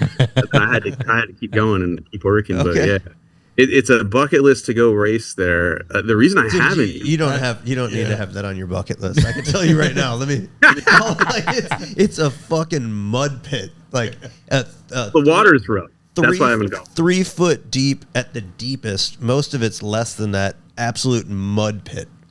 Oh, I didn't know that. You're probably going to hit like a 1989 Arctic Cat. Oh, yeah. You're hitting down under the ice. You're hitting a fucking snowmobile, dude, at like 120. There's going to be a snowmobile underwater, and you're cranking an 87 Arctic Cat, as they call them over there. And just Is it man-made? No, it's not man-made. Well, it's a river that's dammed, and then it backed up and turned into a bunch of small lakes. The Arctic Cat that's there was man-made. Yeah, all the shit that's in there was man-made. But dude, the OBS Chevys. Yeah. The island is man-made. I mean, it's like you've never seen anything like it. It's like Waterworld, right? It is. Yeah. It really is. It's like Kevin Costner's out dude. There It's like a fort, literally like a fort. And the Midwest has just Midwest. I'm gonna hurt feelings because that's what I do. But Midwest, please hold back. Midwest white trash is. It's probably about as good as it gets in the whole country. Dude, you cannot even try. I don't know. You cannot compare Midwest white trash to the South white trash. You're going to sit here and say, really? No. But what's funny, you'll see, dude, you'll be not out even there. Close. You'll be out there, and at the same time, you'll see a dude roll up in a 48 fucking fountain or like a 32. I was just out there at a buddy's pontoon boat, dude, in a 32 Doug Wright with 450s just getting it. Coming by, which is badass. There's a 1978 Checkmate with a 307. Exactly. It's a melting pot. But at least 58 around me, it's literally pontoons and wakeboard boats. There's my wife has a twin turbo 21-foot Eliminator Daytona, which is a pickle fork tunnel boat. Sure. And we'll take that to there's the local bar and grill, and we docked that thing, and we look like aliens. Oh, legit. I bet. People are just like, what in the hell is this thing? I'm like, this is what fun looks like. You're having fun too. This is a different kind of fun. That's all it is. You know? But I need to. That's something I need to experience because my point was that it's like definitely a very West Coast thing. Like it lives in Havasu and the Colorado River. You just don't see it out here. Yeah, but I think that's all because of hot rod culture, like when after the war, when everybody came back and just started pulling the fenders off their 32 Fords and stuff, when they couldn't race those for whatever reason, they just started hot rodding boats. And so all these boat builders popped up in and around LA County, and drag boat racing was born right there. Like there's a man-made lake in Bakersfield, California that was solely built for drag boat racing, and it's still there to this day. They still race there. Wow, that's cool. So it migrated to Texas and pockets of the rest of the country, but not like on the West Coast, like you said. Is there a big deal in Phoenix, right by the drag strip, where they do a man-made lake? World Finals drag boat racing every year, and every year we hear it's the last one. And it happens anyway. But a couple years ago, I was there. That might have been the last one. You're supposed to be putting a freeway overpass through there, and so they've drained that lake now. The drag strip is still there, but the lake is empty right now, which is a bummer. How is the hole as important on that as it is on, longer go fast boats? Oh, it's the number one thing. The difference between like going fast or just being safe and not is the hull. Yeah. And because it's coming out of a mold that's probably old, like I have a really good friend that has the same model of boat I have. He can't get his boat to go A to B under power. It just won't do it. And I've literally making a cardboard template off the bottom of my boat, mailed it to him so we could compare it to the bottom of his. And even though it came out of the same mold, it's a little different. And my boat works great. His boat doesn't work. It's just, it's weird that no two of these things are the same, even if they come out of the same mold. How many hull manufacturers were there of that? Oh, at its peak in the late 70s, early 80s, there were probably over 100. Oh, wow. Are you only riding on like the last 6 inches of that hull anyways? Probably not on a jet boat, is it? Hopefully. Yeah, mine, it's got a carbon fiber wing on the front, like a canard in between the front sponsons, and that you can adjust it up and down mechanically with bolts in the pit before you go out. For lift? No, to keep the bow from going up. Opposite. And like you said, you're basically, your goal is to ride on the last 6 inches of the boat, keep the surface tension and not blow over backwards. And then you don't want it running wet, which is more than 6 inches of the boat, dragging in the water, because it's just not efficient. It's really dumb. But there's like I nerd out on it because there's 9 things on the bottom of that boat that I can adjust to make it run more wet, less wet, all that. Like you can really nerd out on this stuff in the pursuit of making a perfect pass, which I never have. Like I've been really fast, but I don't think I've ever got out of the boat and went, yep, there's nothing left in this thing. Like it's not going to go any faster, Does anybody do like that front canard that's adjustable, almost like a DRS on an F1 car, that as it's getting up, you can tune it while you're going, keeps you from blowing over?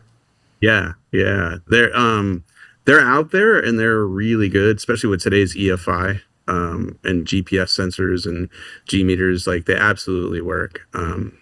Did you guys see the boat? This video was all over the news everywhere. It was in Havasu during a shootout. Yeah, that big cat. It looked fake. Yeah. So my buddy was the throttle man in that boat. Shit. Yeah, and he texted me, and I was like, dude, do you not have traction control, or are you using anything in there to pull back power when this thing just starts climbing out of the water? I thought you gotta have like a G meter or gyrometer on it and see like when it gets a certain angle that it comes back. And they have it and they're refining it, and it works great in cars. It's just when you put it on a boat, everything goes out the window when you're on the water. That water surface is moving every millisecond, and the angle of the boat is changing constantly, and it's hard for a G meter to keep up with that. In a car, it's super easy. They're so precise. Like they had, at this point in cars, they call it wheelie control because they can literally pull ignition timing based on the angle of the car. And in the boat, it's harder to do. Like when you set all that up and you mount that thing in the boat and it's level, and then you go put the boat in the water and the boat sits like this, it's already changed before the boat's running. It's not simple, but good if you can.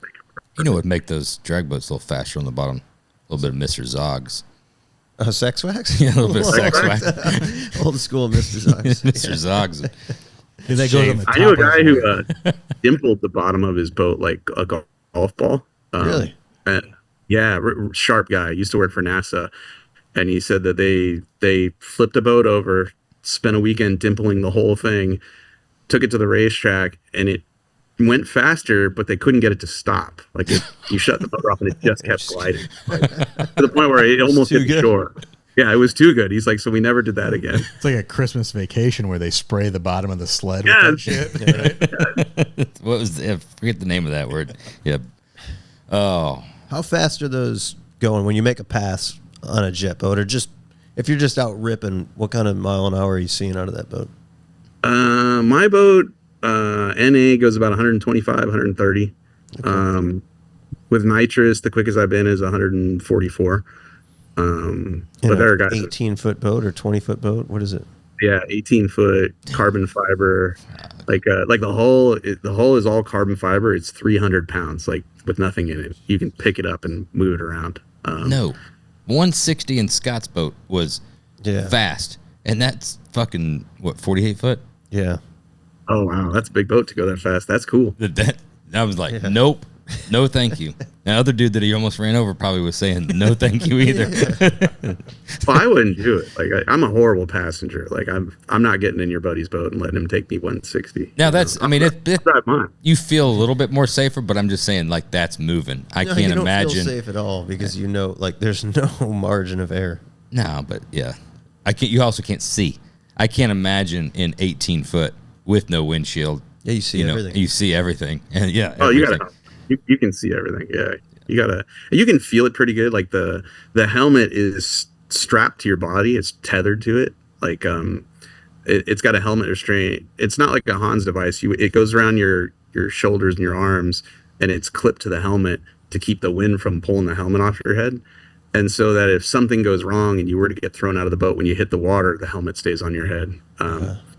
And then the other things that make you feel even safer are your life jacket has a parachute built into it that's tethered to the boat. So if the boat crashes and you get thrown in the air, hopefully the chute opens and cool. You land feet first.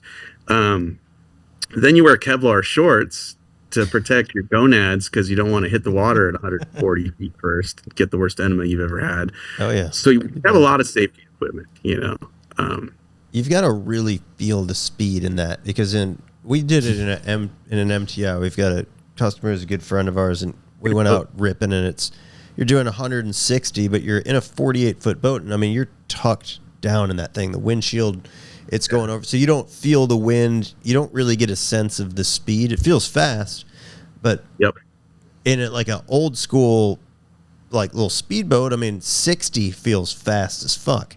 So I can only imagine, like, we grew up with a 16-foot Donzi, the Sweet 16 Donzi, and that boat at 60 miles an hour, it felt faster than 160 in the MTI. Yeah. I bet. Because you're trim that thing out. You're sitting. I mean, you're just getting blasted. So that's basically you're taking that boat and doing 140. Yeah.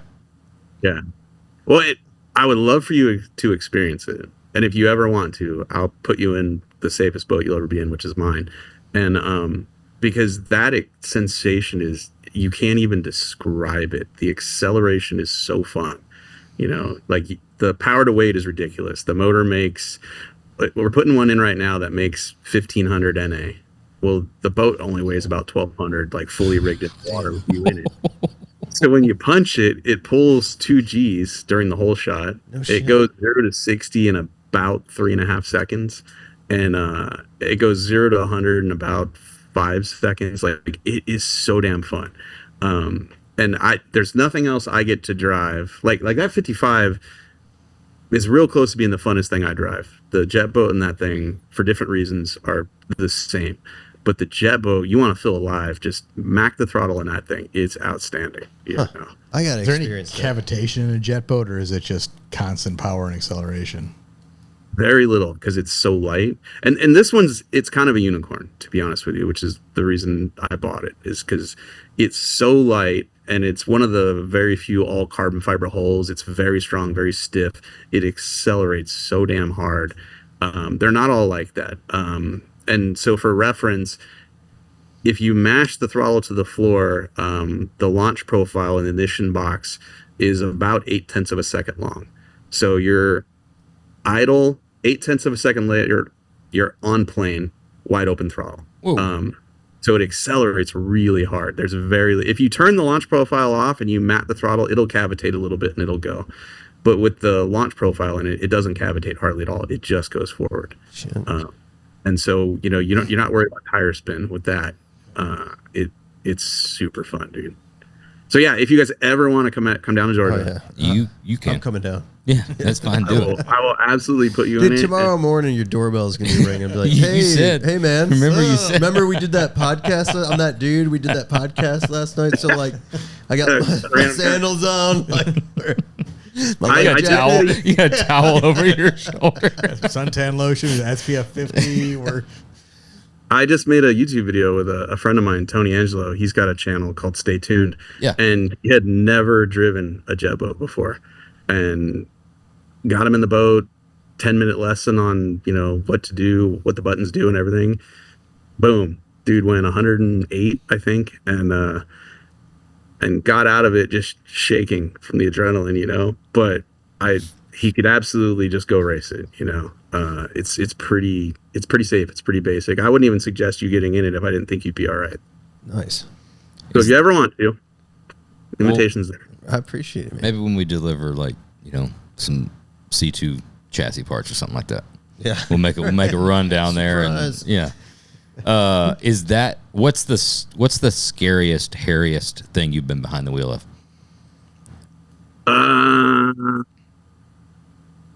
That's a toss-up. We've done a lot of dumb stuff on Roadkill. It was probably a Jeep, a flat fender Jeep that somebody made a home-built hot rod out of. Home-built a square tube chassis with airbags, and you kind of sat on this thing I remember that. That thing because it had a traditional body job. Even though he built the chassis, but the floor in the Jeep was raised up real high. And so you were kind of sitting on it, not in it. And the whole time I'm like, if somebody changes lanes and hits this thing, because it was so damn low, you couldn't hardly see it going down the road. And we drove it a couple 100 miles and then got to a dirt trail. And as soon as we got off road about half a mile trying to get to this bar, the whole front suspension broke off the thing, Oh, shit. Because it was, it wasn't a roadster shop chassis. And so that's probably in the last 15 years, it's probably the scariest thing I've ever driven. But as a kid, I built worse shit than that. So the first thing I ever four-linked was my mini truck. And I had bought a MIG welder from Sam's Club. And that thing wouldn't penetrate sheet metal unless it was shiny. And I four-linked my truck with it poorly. And I'll never forget, I was in Pigeon Forge, Tennessee, doing a burnout, and the four-link broke off the truck. And Mini Truck and Nationals. Did the Mini Truck and Nationals, yeah. Did the rear end leave the vehicle, or was it just one side? No, the wheels were tucked up so high in it that it just shifted to the right and topped up my bedside. And I pulled into a parking lot, and I'll never forget, the editor of Mini Truckin' was sitting there, and he asked me what happened, and I told him. He crawled under it, took one look at the welds, and smacked my hand and said, "Put the gun away." And he was right. So we went to Super Walmart, bought another welder, and plugged it into the outlets outside of this restaurant, and just spent the next half hour in the rain blowing out their circuit breakers over and over again while I popcorn welded it all back together. And because at the time I lived in New York, so I had to get home 13 hours from Tennessee. So yeah, we made it home. And Walmart, it's basically a rental. They took the welder back, Really? Oh yeah, you go back in there and be like, this thing doesn't work. This is fucked. Yeah, no problem. I think about that. I'm sure you know Sean from Autotopia, or you followed his channel. Yeah. I think about that every time. Sean's like a good buddy of ours, and I love what he does, and I love watching his videos. But every time I'm like, dude, you are he's so trusting. You're rolling the fucking dice, man. Yeah. You are rolling the dice. You are on borrowed time, my friend. Something. Well, he's the guy that wrecked, right? With the dude with the But he'll just hop right into a car and let the dude just fucking get after it. I know the video's already been published, and I've probably already talked to him, but I'm still watching. I'm like, yeah. Dude, it's some of those things that the home built stuff, like what you were doing. That it's you don't know. And they're also he's not just doing it for the video of just let's roll around the block and get some rollers. Yeah, it's put it through all the spaces. Oh, is that all it's got? Show me what it's got. You don't know looping it. Yeah. I'm thinking hot rodders. How many times you've got to be at this show? We're just gonna get it done enough to make it. We've got to be on Autotopia. Yeah. That'll work. Exactly. You don't know that there was a dude with the fucking Home Depot flux core MIG gun, just doing the old, And, no judgment, but yeah, you don't know. You don't know. Oh yeah. So you'd recommend the Walmart welder over the Costco welder. No, you just got to grind the metal first. It's just got to be shiny. Yeah, I mean, if you come across a bright red Century 110 MIG welder, just keep on walking. Maybe not. Maybe that's not the one. Get yourself a nice Miller. 142. You'll be safe. There you go. Short of the boat, is Blasphemy the fastest car that you've driven? No. I actually haven't driven very many fast cars, but my job was to road test stuff at Hot Rod Magazine when I worked for Freiburger, and I got to road test a Shelby Super Snake in 2011, and I went out to a standing mile event in Mojave, and it went 191. Oh. I didn't know it, and I got yelled at and thrown out because I was only. Wildly enough, they tech these things stock with no roll bar to 175. You get a brand new muscle car, you can go 175 at a standing mile event with nothing but a helmet and a long sleeve shirt. And I'm like, all right, cool. And so I had no idea it was going 191, but apparently I did. And then they threw me out because way more dangerous than 170. Yeah, right. You're going to walk away at 175 but 191. Well, and I learned airport runways are not smooth. Oh my God, that car was just all over the place. That was a stiff riding Mustang. Huh. That's the best thing I've ever driven. So, one before we get into standard questions, one other. We talked to Freiburg about this, and you made your living and entry into this career off of print media. You were really smart enough for a multitude of reasons and transitioned into whatever we call this new age of content. Do you think print media has a place in mass ever again? Yeah, actually I do. I really do. I think, how do I want to put this? I don't think right now it's very age specific. I think a lot of us that are older are, nostalgic and we like to hold it in our hands. But I do think that going forward at some point, people that are just consuming everything digitally are going to get to a point where they're like, you know what? I don't want to stare at this. My eyes hurt, my back's bad, my neck's bad. And if I had this, I would hold this. And for myself, like that car, if it wheelied on the cover of Hot Rod Magazine or another magazine, I would be way more excited about that than all the photos I've ever seen of this car online. Yeah. It's cool. It's cool to see it on this, but seeing it spread across gloss pages would just be sick. I would love that. And I do think that at some point, because I'm already seeing it with niche magazines that are on really good paper. Yeah. And large format, they're more like coffee table books. Wheel Hub, Truck Hub, they do a great job. Yeah, totally. But by the same token, when I walk, you're gonna have to figure out a different way to present it, because when I walk into my grocery store, the news rack is this big, and the magazines, the legacy ones, a lot of the articles are, they're written by the advertisers at this point. There's not a lot of good stuff happening in some of the legacy titles. And I think you got to fix that first in order to get people to actually want to spend their money on these things. But the problem, I think you're right. I question if it will ever go to the Barnes & Noble Books A Million level. No, I don't think it when you come in and have that. Because we talk about it all the time. I remember it was Sundays. Sundays was the only time possibly that we maybe didn't work a full weekend, and there were Sundays I would go make it my thing by myself. I would go to a Books A Million, is what we had and I would just go in and it was my time. I might spend an hour or 2 hours or so there and just not buy a single fucking magazine. But I had some.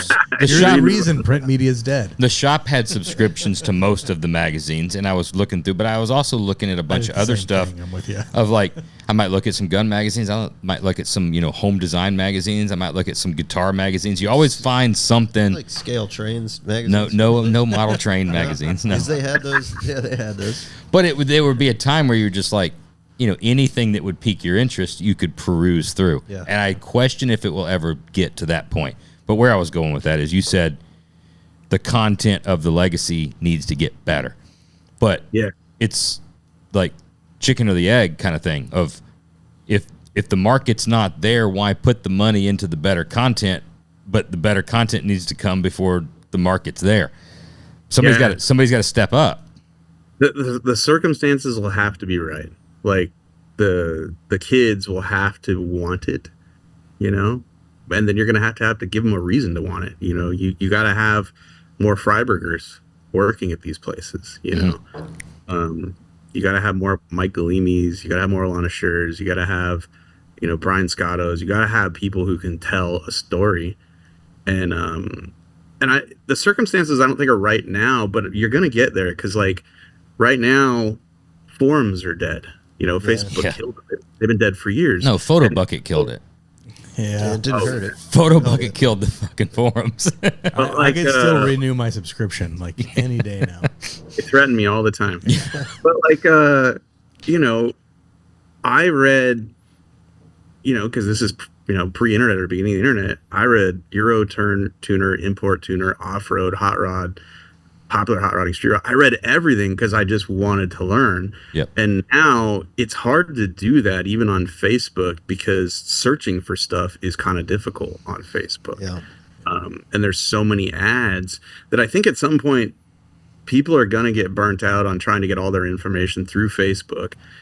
And the forums are already cooked. Where else are they going to go?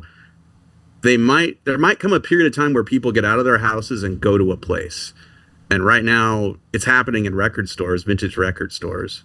You know, vintage hi-fi is now a thing. Maybe someday vintage magazines become a thing. And, oh, by the way, here's new titles next to these vintage ones. I don't think it's now. Like, when I moved to Georgia, that was 2015. And before I left, I went to the Long Beach swap meet. I took all my CDs, all my magazines, and I said, I put them out. I'm like, I'm not bringing these things with me cross country. Oh, wow. And I'll never forget, Dude, that was such a bad idea. Well, it was. But the AN fittings were gone immediately. The speed parts were gone immediately. I was left, and I started at $1 a title. I got down to $0.25 a title. In the end, I was like, you can have them. I don't want to throw them away. I will carry these to your car. Could not give away CDs and magazines, right? Yeah. But I brought them with me. So when you guys come here at some point, I'm sure you'll be here. Yeah. I have a urinal in there behind two swinging saloon doors, and surrounded on those walls are my entire collection of tapes, CDs, and magazines. Awesome. Anything I've ever written is up on the wall there, and a bunch of stuff I've never written. I've just read from when I was a kid. I think at some point, because right now my Run DMC Raising Hell cassette is worth $30. It's gonna happen to magazines, I think. Well, it's good because I've hauled those. Me too. Probably 12 totes full of magazines. First of all, we've talked about this before. How the fuck do magazines weigh so much in a tote? If you fill a magazine, a tote full of magazines, it's 750 pounds. Yeah. I've toted them in probably 3 or 4 different moves, and I still have them. On my second move, I purged some. Not all. I can't purge them. But I purged I can't do it. Don't do it. You know what you got to get? Kids are reading. Forge line wheel boxes. They're perfect for magazines. Got the handles in there. Yeah. Doesn't make them. They do have the nicest packaging of any wheel ever. Dude, I still have. They're the nicest wheels I've ever bought. So I don't know if there's tiers and there's even nicer ones above, and the packaging gets better. But oh my god, Forge line stuff. Forge line and Motion Raceworks. They got it. Yeah, dialed. Raceworks packaging's outstanding, and you get a lollipop when you buy something every time. It's great. It's all good company. Like Forge Line's great. We use them on a ton of builds, and then you get. It's like we talk about when we go to Rad Rides by Troy. All of a sudden, there's like HRE, right? Yeah, HRE does it to a different level. Holy shit! Like, how can it be done that much? Like, I don't want to say better because like Forge Line, we use a lot of them. They're great fucking wheels, but it's another level, right? It's just nuts. You know, the quality, how the fucking machine work. Cool stuff. It's always I don't know about levels. the packaging. Never paid attention to the packaging. It's always levels. I just open them up. Yeah. I'm excited to get them.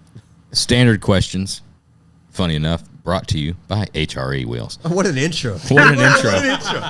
No way. What an intro.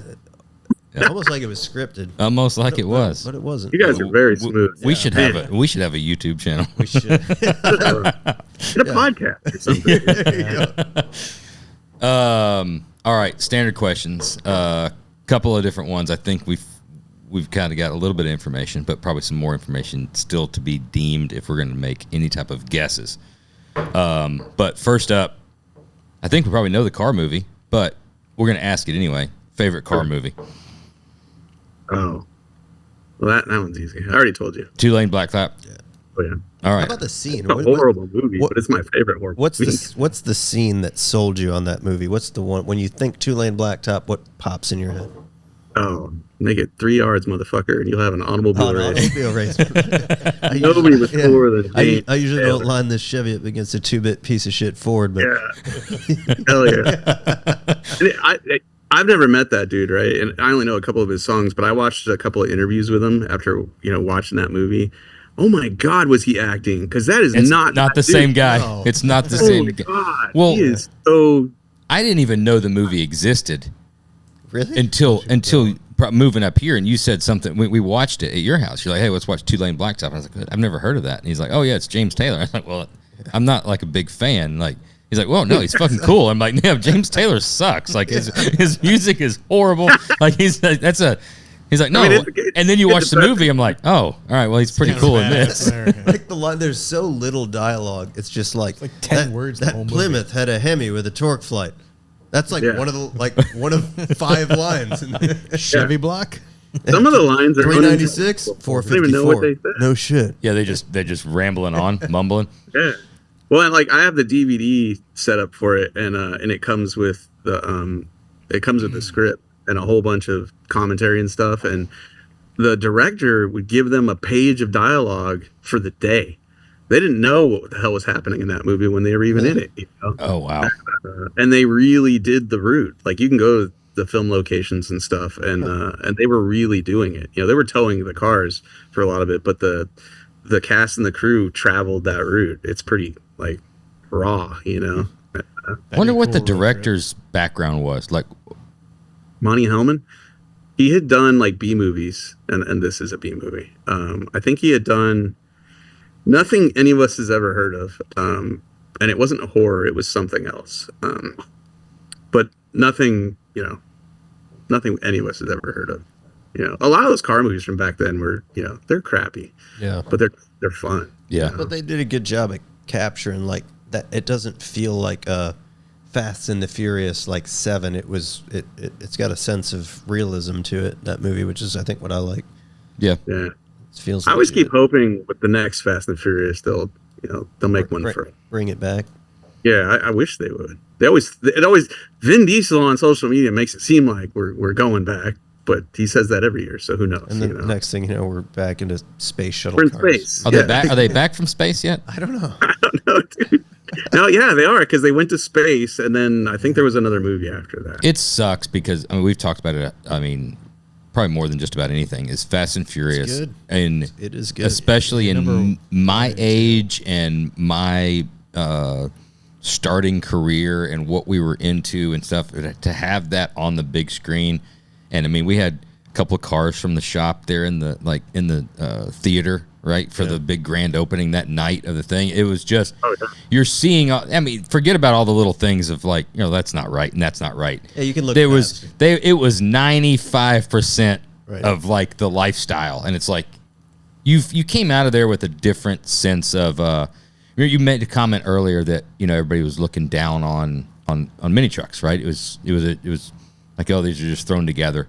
Same thing was on imports, and it still is to this point. But there was a little bit of a sense of validation of the mainstream once that movie came out, and I remember rolling out with the car club, and there's probably 20 of us. You rolled out with a little bit of sense of we weren't in the movie, right? We had nothing to do with the movie, but it was your culture that has been put. I don't know. It's difficult to describe. Fired up. I remember when we left the theater, everyone was doing burnouts in the parking lot that night. And then at SEMA that year, or maybe the next year, oh my God, how many Hondas were there that time? Yeah. Like you said, it validated it. That movie blew up. It's the reason I can't buy a Mark IV Supra, because they're $100,000. It did so much. And I'm a fan of the first 3. And after that, I kind of lost me. Once Freiburger's Camaro did a wheelie on dirt, I was like, man, I don't know if that's possible, dude. Unless F-bomb. That was the F-bomb, right? Yeah. That was wasn't that, That was like a 14 speed. it was a Nelson motor in it, wasn't it? Nelson motor? It was. Yeah. It was in the fourth one. Nelson I was on the experimental or whatever under the hood. That was cool shit cool back then. I was on the flip side of the whole thing during that era because you guys are talking about the import stuff, but I had a big block 69 Camaro. You know, it was probably about like 100 pounds. Just like Vin Diesel. No facial hair, like. But I thought I was fucking Vin Diesel, you know. Like, fuck these motherfuckers. We're gonna go race them. Yeah. Now I'm gonna. You're like, I'm Dan. Yeah, I'm gonna whoop some dudes' asses, and win some races. Oh, you've got NOS? Yeah. Yeah, I think you fired nitrous. off. There's no replacement for displacement many That's times. right. Yeah, I did have nitrous on that thing too. But Usually we try to make a guess on a first vehicle. 93 Toyota. So we ask a couple of questions beforehand to get some information. Was your first vehicle a gift, or did you purchase it for yourself? Kind of half and half. My dad matched the money I saved. I saved up $1,300. He matched the rest of it. Mom and dad, sorry. Okay. You'll never guess what it was. Yeah. Okay, we probably won't. California. We've got about an 80% success rate. Oh, really? Oh, I'm excited. California at the time. California. Yep. Okay. I was What year did you graduate high school? 93. Oh, 93. So, all right, 91, you're getting a car. 90, 91. Might not be able to guess it. it's You might. a lot of my era. I've been having just like wild cards pop in my head. lately. Throw a wild card out there. Volkswagen Scirocco. Oh, Like I just had this thing. That's a new car for 91. That's a new But car. I'm just letting it. It's in from my head right on my mouth. I don't know. I would drive it. Okay. I was going with Scirocco's the, are cool. The Volkswagen El Camino. The Gulf front El Oh, Camino back. the golf. Oh, yeah. What was it Just called? to see- I know you're talking Mark. It was Golf Mark something, wasn't it? Just since he said we would never guess it, that is a oddball. I've seen a couple of those recently that were cool. Fender flares, 14-inch wheels, lowered. They looked cool. But no, wasn't that. 91, 2600. It was a nicer vehicle. Can I change mine? If you want to change it, you have a redo. What is it? Still thinking. Okay. You don't have anything. I do.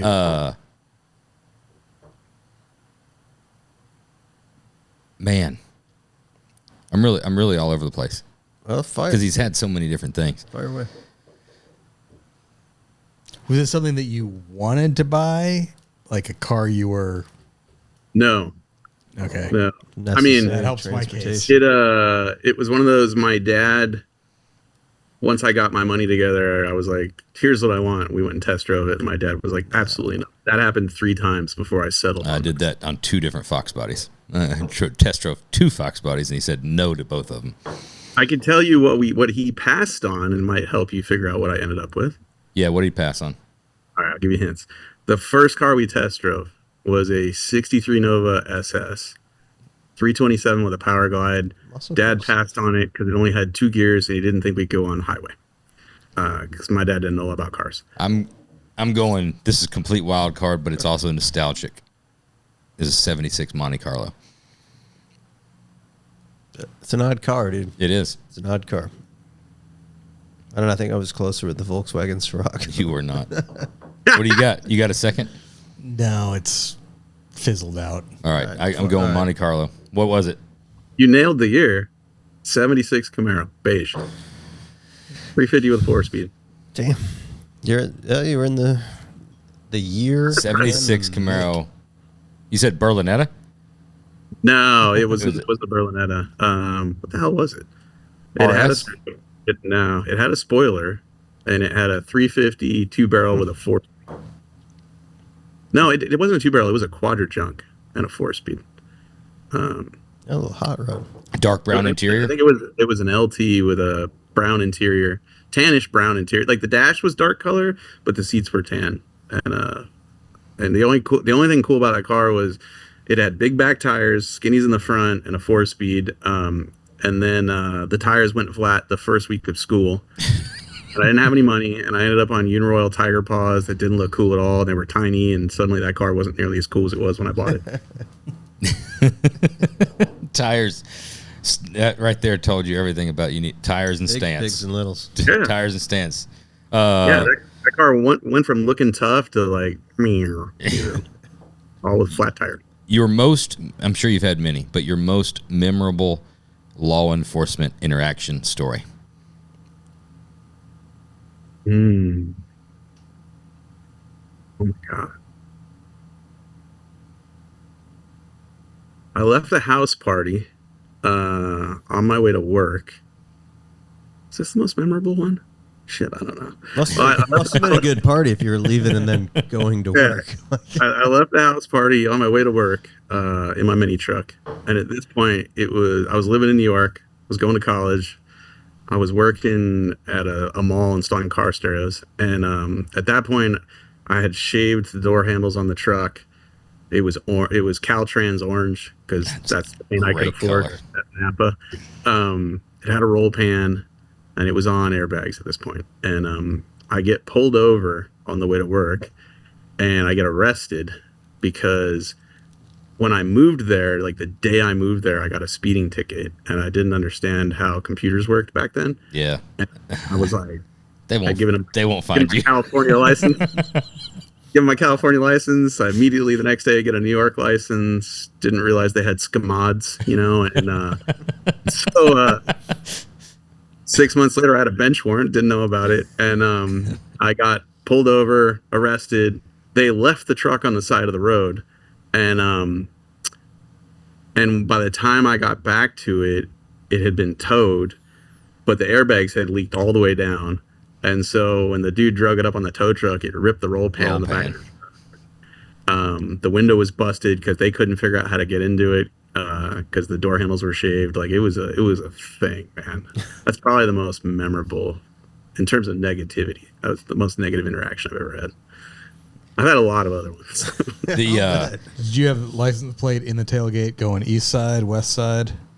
It was in the tailgate. Recessed, but it was flush. It was off to one side. Like I kept it classy, Yeah, I just saw legit. one. The spinning one. Yes. Yeah, 2 days ago. I got it. I got it sent to me. Spencer sent it to me yesterday. It spins? Yeah, he's got it full countersunk 360, and then it's on a motor and it's spinning. Cool. Yeah, like James Bond. That's cool. No, it was spinning. It was spinning around, not rotating. So it was doing this. Yeah, it was doing this. Oh, that's kind of cool, actually. The bench warrants I laugh at because I thought I still probably to this day think the same thing. It's amazing the records that they can keep up with, and then the things that they can't handle. Like, you could call them 100 times at that 3 foot deep sinkhole, and they act like they've never heard about it, right? But a ticket for 5 over, ticket, a year and a half, ago, they know exactly who you are and where you live, and And the things they care about and don't care about always interest me. Like, here's another interaction. I'm towing my C10 to a truck show in Lake Paris, California. And I'm using the company trailer, which is a 3-axle heavy-duty trailer that Off-Road Magazine owned at the time. DOT. That's a CDL, right? That's a CDL. big money. Big The money. 1-car trailer, but it's got 3 axles, and it has 6-lug axles, right? And I'm towing it behind a Tundra, just squatted. And all of a sudden, I feel the truck waggle, and I look in my side mirror. Just at the time, one of the wheels on the left side of the trailer exits the chat, crosses 3 lanes of traffic, hits the side door of a black RAV4, up on the roof, down the hood, in front of the RAV4, changes direction, comes back, punches the grill, the radiator, the hood, everything, smashes the windshield, just destroys this thing. And we all stopped. Like, there was a lot of traffic. We all slowed down and stopped. And I'm like, oh my God, I'm going to jail. I just totaled this car. I'm sitting there and I call 911. And while I'm on the phone with 911, the RAV4 with a flat tire just bones out. Limo tinted windows just takes off. And I'm on the phone and they transfer me to the cops. And I explain what's going on. And the cops are like, so you were driving down the road. You got a flat tire in your trailer. Everything's fine. You're fine. You're going to get your tire fixed and you're going to go home. And I'm like, yes. I'm like, but what about they're like, what about what? They left, right? I'm like, they left. He's like, then there's no problem. And I was like, okay. And he's like, limo tinted windows and they took off. They're probably not here legally. I was like, oh yeah, okay, I get it now. And so you're not gonna send anyone out here to take a report? No, we're not taking a report. I was like, okay, play on, player. And so I pull off the highway and went and bought some wheel studs and a tire, and it's funny the stuff they care about. Yeah. The things that are of importance. Yeah. Best piece of advice you've ever received? If you knew tomorrow that you weren't going to be able to play, how would you play today? That's good. It's really good. It's really good. Yeah. I like that. I like that a lot. Explains the drag boat racing. Yeah. Right. It might not be it tomorrow. So get it. But today's going to be So fucking get it. awesome. Love it, man. Dude, this is absolute amazing time. I'm having a great time with you guys. Yeah, I Thank had you. fun fucking hanging, dude. Yeah. Next time we'll do it in person so I can drink with you. We Yeah, have to we do it in got person. Yeah, we'll come by. We'll do some drag boat runs and then come do it out by you. Oh, dude, I would love that. That Recording in progress. That would be great. Sorry. Yeah, we got to hit it, man. We're like mobilizing a little bit here and there. We got we've done a handful of Yeah, we got a California trip coming, but we need to plan a southern trip. for sure. Yeah, do a Oh Georgia yeah, maybe run. you could record with other people around here. Like, I know you've had Fuller on, but he's not Yeah, far so from he's me. in that area, right? Yeah, we need to go fuck with Fuller anyway in his home turf. Yeah, Yeah. definitely. I haven't been to his new shop. He's getting older too. We probably need to do it while he's got some time left. Yeah, it'd be like a Gene He may not be Field playing tomorrow. scenario. Yeah, he might not be playing tomorrow. Oh, Mike, it's been great. Yeah, I appreciate it.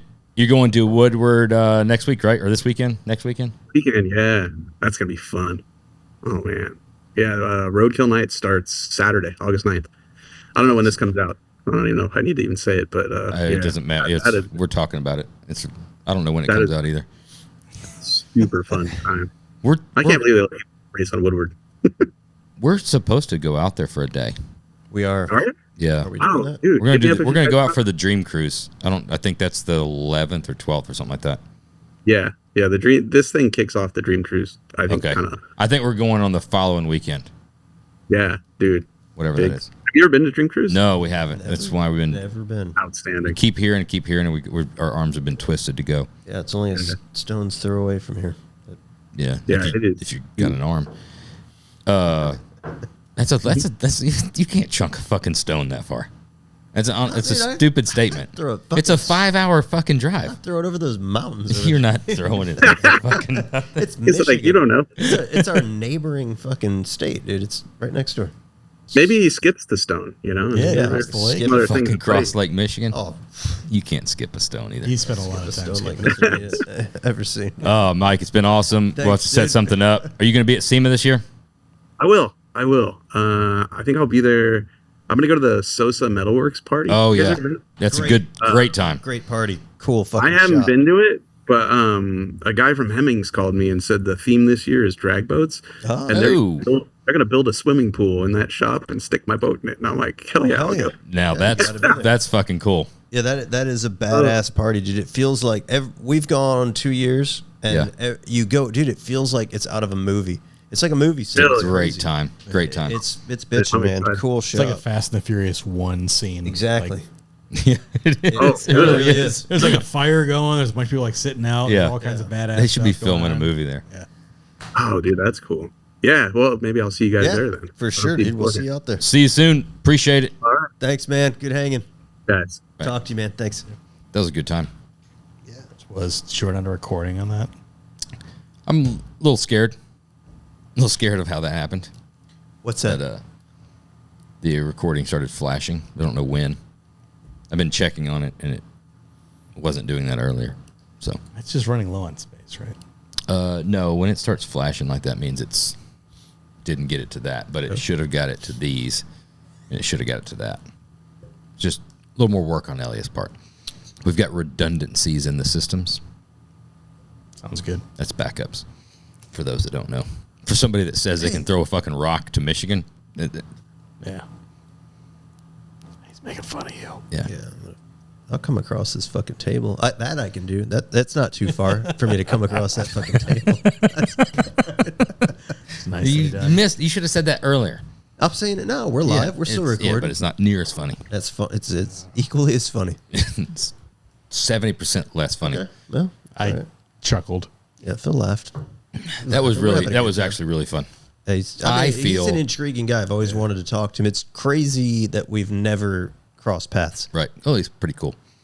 Yeah. But I feel like he might have thought that we were pretty cool. We'll see. Maybe we'll see what he tells. Let's ask Fuller. It sounds like he hangs up. Yeah, be like, hey, dude, so he think we're cool? Hey, man, dude, what's up? So what did? How did you talk to Finnegan lately? Did he say anything? Like, so yeah. What did he say? What's up with you, man? And it's like, we got back into the before we wrap this up. We got back into the Old Dominic tonight. We did a tasting a couple episodes ago. I was not here for that. We did. You were not here. Wait, yeah, where were you? You weren't here? Depends on which podcast it was. You weren't here though, right? No, was it pickleball or? Yeah. Did you get Svensson? Svensson Jorgensen. Svensson Jorgensen from Sweden for the pickleball team. He had an ACL injury. We couldn't. Him too. Well, that's something you guys can talk about. Yeah, you should be bonded over that. That's the reason you're coaching. Or was your MCL? I don't remember. I hate you guys. So we got back into the Old Dominic to try it a little bit more, and it holds up. It's good. It holds up. Well, that's the first time you're dipping into it. So I was a fan. Yeah, very, very. It's really good shit. Yeah. We are going to have to. We got an invitation. We need to go down and tour their facility there in Memphis. They got it. They redid the distillery and the downtown. They got a cool bar and shit like that. Yeah. I love it, man. I like. It's a great story too. What's different? Drinking it. So last podcast we drank it. And it's like you're going into it. You know you're drinking it. This podcast you're just kind of pouring it, and it's just something that you're sipping on, and it's got it's killer. It's got that spice, like cinnamon spice, but not to a level. Yeah, exactly. Yeah, not to a level that's like too Christmas. Yeah, it's borderline like rye-ish. Yep, but not. Flavor. It's great. Not overpowering and kill you. Yeah, yeah. If you this is a. Not only it's a buy it, now we're upgrading this to find it. Yes, I would agree with that. We left it as we kind of tossed the rating scale because we lost the baseline. And we haven't rated stuff in a while, and we just resorted back to the buy it. But I agree with you. It becomes a you should go find it. This is the Old Dominic 8-year. This is a limited, but it's out there. What else do they have in their repertoire? They have all kinds of other bourbons and other liquors. That's just pure. That's not the only thing they sell. But that's I'll tell you that. Thinking. That's not the only thing they sell. No, they do have. They've got vodka and gin, and they've got 3 or 4 other bourbons. And this is their age one. This is their first 8-year. The other ones are, I think, blends of like 4 and 5s. This is their first one that's just now recently. If you're listening to this, it's literally just launched. Are they in like regular liquor stores? Can you get that at like a Garfield's Beverage? The liquor stores that sell them, you can buy them at 100%. Really? Yeah, the ones that carry them. Well, then be on the lookout. Yeah, you can go to. I don't want to send people on a wild goose chase. No, you can go to olddominic.com and you can find the distributor. You can also buy from them online. You can actually purchase from them. Any other breaking news? No. Nothing in the pickleball world. Really? Yeah. Nothing in the pickleball world. Damn. Any hot prospects, or did you? I fucking hate both of you. What? Why? The amount of people that came up to me at Columbus. It was awesome. Like legit. When Jesse from Blue Sky walks I forgot about it too, because he's like, "Oh man, are you really?" So, dude, like you're into pickleball? I'm like, what? Yeah, like so. How's that going? What are you talking about? I even had to be like, what? I was like, oh, yeah, I forgot. Yeah, he's super into it. I forget a lot. I forget a lot of the things I say, but I believe it's been presented in a very believable fashion. This last story? Yeah, I think so. Yeah. But the thing is, I fucking hate nobody really knows. We even don't know. No, we don't. I was on vacation in Florida with my family. We don't know that for sure. There's There's pictures I will show you. AI, the shit you can do with AI nowadays. Yeah. I saw a picture of a cruise ship in the Arctic in like 7 feet of ice. With a Hellcat doing donuts. Well, yeah, I saw an Altima go through the side of a plane on the moon in the air. I saw an Altima on the moon. Yeah, you can't. That doesn't hold up. There's no way for us to know. I'm not that good at AI. Go to oilandwhiskey.com. Get your Oil and Whiskey merch. Got some new stuff dropping here soon. Go to Old Dominic. Do we have any of those pens and get your left? I kind of pens. Yeah, the pens. No, you missed out. I think there's only. I think they're sold out. I'd like to see. Can somebody post a picture that I want to see somebody wearing the OW shirt that looks not like that, like that maybe looks a little bit better. It's not the best representation of the Oil and Whiskey. Do you think that's hurting sales? I don't think it's helping it. Honestly, I'd like to. Maybe we cut that out and we just have Elliot do a little B-roll of just the T-shirt, maybe just the shirt, not that shirt on you. Just we could put it right here. Use the camera. Do you think Cousin Mikey wears it better than Josh? Honestly, he probably does. Okay. Now people know you're stupid. That sounds fucking retarded. Cousin Mikey's like a T-shirt kind of guy. He's the kind of guy that's like, this guy wears a lot of T-shirts. He's the kind of guy that takes his T-shirt off after he gets too drunk. That's the type of guy Cousin Mikey is. That's a guy that sans T-shirt after 4 beers. That's the kind of guy I want wearing a... I can argue that. That's the kind of guy I want wearing an OW shirt, though. That's about to take it off. Yeah. Yeah, because he's going to buy another one. That's repeat sales. Go to Old Dominic and get your 8-year reserve bourbon. Go to HRE Wheels. Go to WeatherTech.com. WeatherTech's great. We were talking about this the other day. You need to go to WeatherTech if you're planning on going a road tour. All kinds of cool stuff that you can stock up on. Yep. Phil's a big cup phone guy. Phil cup phone's where it's at. Phil made me a cup phone guy, too. I started seeing, they've got like universal bed mat stuff for like the square bodies and stuff for the road trip stuff. Better than me taking the one on my brother. I'll tell you what, if you want to save your inner fenders, don't bring the rear classic car studio guys with you. We could thank Charles brought a really nice cooler. Like they've got these beautiful soft Yeti coolers nowadays. I had my shitty cooler, which is cool. It's got some heritage. We've brought on a bunch of road tours. But you strapped it down. I strapped it down. It's not all his fault because I should have strapped it down. But he brought like a fucking ice chest, like a vintage. It's like a Viking chest.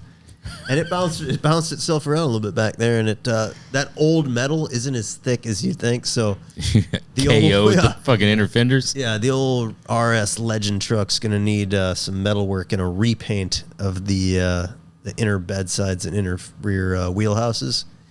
But Matt Saxton's truck get one of those. No problem. Yep. Dude, hey, do you think we should have a road tour like reunion episode? Yes, that's a great idea.